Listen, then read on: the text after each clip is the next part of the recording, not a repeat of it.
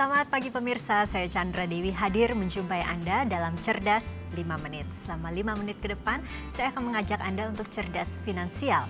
Topik kali ini adalah mengenai cara untuk memilih perusahaan asuransi jiwa yang tepat. Bersama saya telah hadir Bapak Rusli Chan, Head of Agency Officer dari Manulife Indonesia. Pak Rusli, selamat pagi. Selamat pagi. Oke Pak, saat ini kan perusahaan asuransi jiwa sangat banyak ya Pak ya. Untuk memilih perusahaan asuransi jiwa yang tepat dan terpercaya, itu seperti apa? Banyak hal yang bisa kita lihat, antara lain adalah rekam jejak perusahaan, kemudian financial report ya atau laporan keuangan.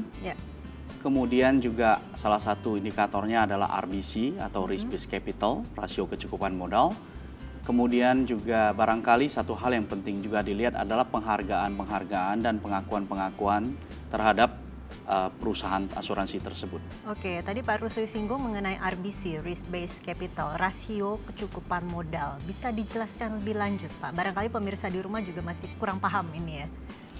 RBC atau Risk Based Capital itu merupakan salah satu indikator kesehatan keuangan terhadap sebuah perusahaan asuransi. Di mana ketentuan daripada regulator adalah minimal sebuah perusahaan asuransi harus memiliki 120% RBC. Oke, dari RBC-nya sendiri datanya, kalau kita ingin tahu Pak, kita bisa melihat kemana? Kita bisa mencari tahu itu dari website perusahaan, informasi laporan keuangan, dari agent, ataupun mungkin kita bisa cari tahu dari Asosiasi Asuransi Jiwa Indonesia atau AAJI. Oke, lebih jelasnya ke AAJI barangkali ya Pak ya. Kalau lama perusahaan itu berpengaruh tidak Pak?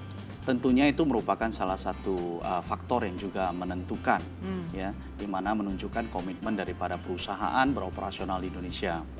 Bagaimana kalau agennya, agen yang banyak, apakah itu menjamin bahwa perusahaan asuransi jiwanya terpercaya atau tidak? Perusahaan asuransi besar tentunya mempunyai agen asuransi yang juga cukup banyak. Tapi yang paling penting tentunya agen asuransi yang kita miliki itu adalah agen asuransi yang mempunyai lisensi yang resmi dari Asosiasi Asuransi Jiwa Indonesia. Artinya agen asuransi tersebut sudah mendapatkan pelatihan pendidikan yang cukup. Oke, apakah semua agen asuransi ini secara merata, semua perusahaan asuransi menerbitkan sertifikat yang sama kepada setiap agennya atau berbeda-beda Pak? Yang menerbitkan sertifikat itu adalah Asosiasi Asuransi Jiwa Indonesia, bukan perusahaan asuransinya.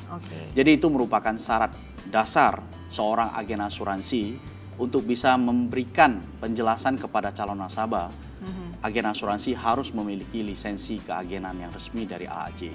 Oke, banyak masyarakat yang masih khawatir bahwa perusahaan asuransi jiwa akan mangkir untuk membayar klaim ya Pak ya. Kiranya ada tidak, misal tadi kan Bapak singgung mengenai rekam jejak ya.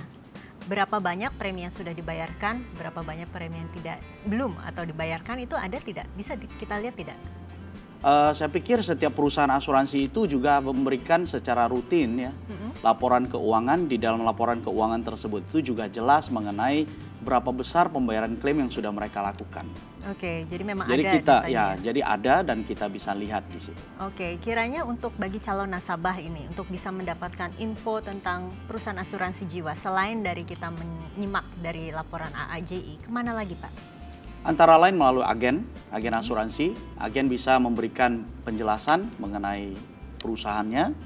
Kemudian sekarang teknologi sudah semakin canggih, dengan fasilitas yang ada kita juga bisa buka website perusahaan tersebut melalui internet, kita cari tahu semua informasi yang berhubungan dengan perusahaan asuransi. Oke, singkat saja Pak, yang poin penting yang harus diperhatikan. Tadi kan ada banyak faktor, tapi poin utamanya apa Pak untuk kita memilih perusahaan asuransi jiwa yang tepat? Kekuatan keuangan perusahaan asuransi. Kekuatan keuangannya itu tidak bisa ditawar lagi ya Pak ya. Oke, baik, terima kasih Pak Rusli atas waktunya dan informasinya. Ya, dan mudah-mudahan informasi tadi bermanfaat juga untuk Anda pemirsa. Saya Chandra Dewi, Cerdas 5 Menit, Cerdas Finansial. Sampai jumpa.